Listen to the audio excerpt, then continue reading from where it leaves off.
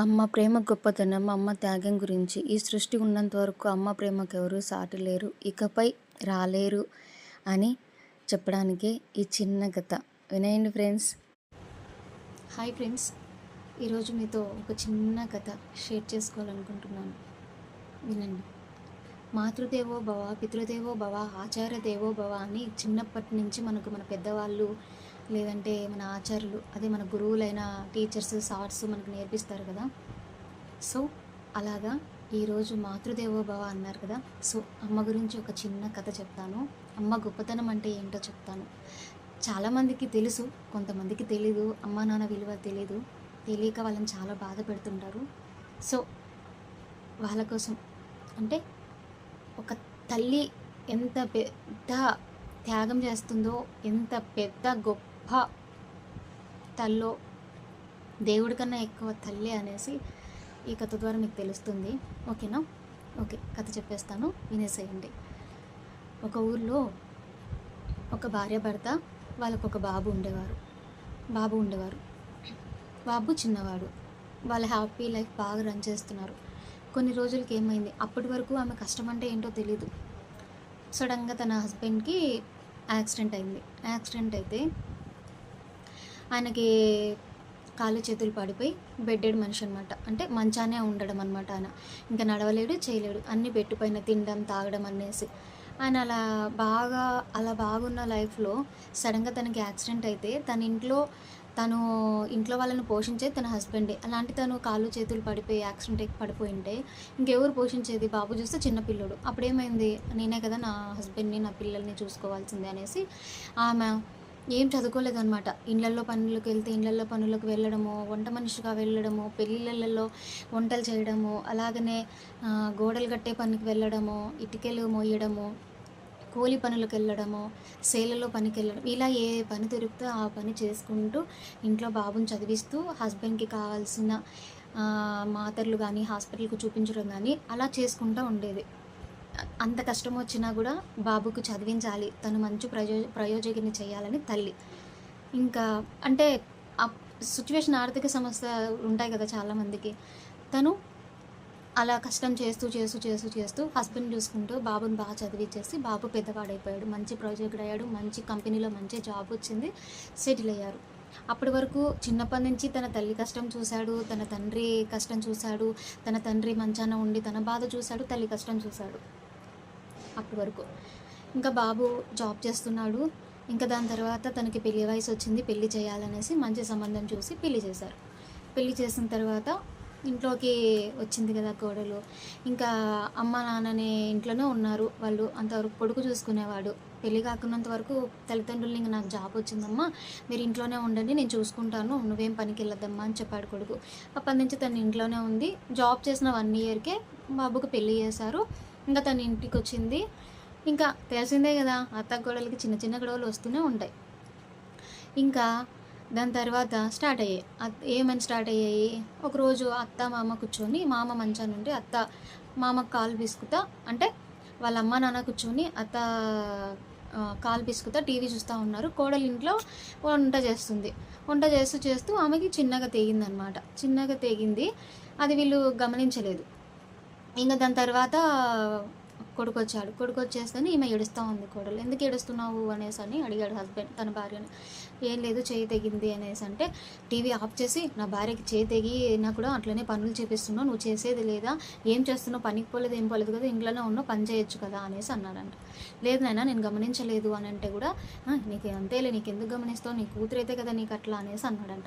దాని తర్వాత అలా చిన్న స్టార్ట్ అవుతున్నాయి. ఆమె కళ్ళు తిరిగి పడిపోయినా, ఆమెకి కొద్దిగా మామూలే కదండి, వంటలు చేస్తూ ఉంటే ఆడవాళ్ళకి నూనె పడ్డము, చేతులు తెగడం, ఇవన్నీ మామూలే. కానీ ప్రతిదాన్ని తీసుకొని వచ్చి తల్లి మీదకి వేసి, నా పెళ్ళానికి ఇది, నా పెళ్ళాం అది, నా పెళ్ళాం ఇది అనేసి ఆయన పెళ్ళానికి ఇంపార్టెన్స్ ఇస్తూ తల్లిదండ్రులకి నెగ్లెక్ట్ చేశాడనమాట. ఈమె ఒకరోజు ఏదో పని మీద మార్కెట్కి వెళ్ళిందనమాట. ఎవరు? అమ్మ.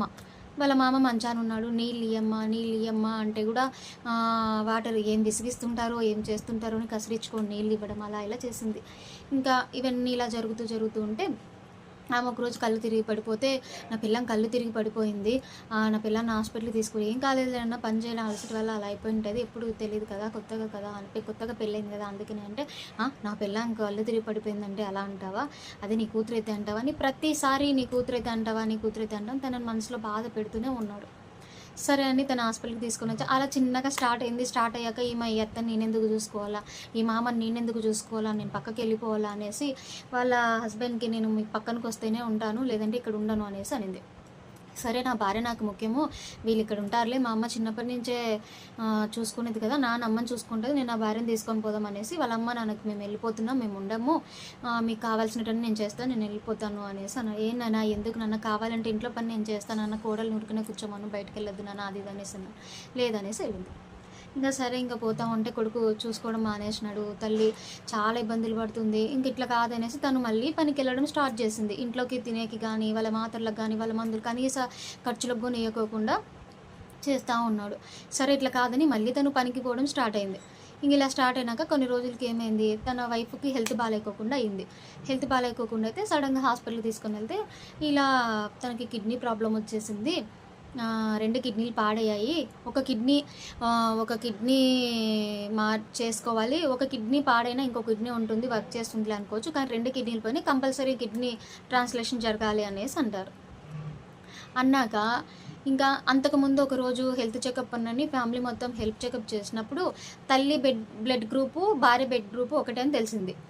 ఇంకా తెలిసింది. అది భార్యకు కూడా తెలుసు. ఇంకా భార్య కూర్చొని నేను నీతో లైఫ్ లాంగ్ ఉండాలి, నేను పోను అది ఇది నేర్చుకుంటా అది ఇది చెప్పుకుంటా, మీ అమ్మ ముసలిది కదా, మీ అమ్మ రేపో మాపో చనిపోతుంది, అదేదో నాకు కిడ్నీ చేయొచ్చు కదా, నేను నీతో లైఫ్ లాంగ్ ఉండాలి అది ఇదని అట్లా ఇట్లా మాట్లాడి హస్బెండ్ని ఒప్పించింది.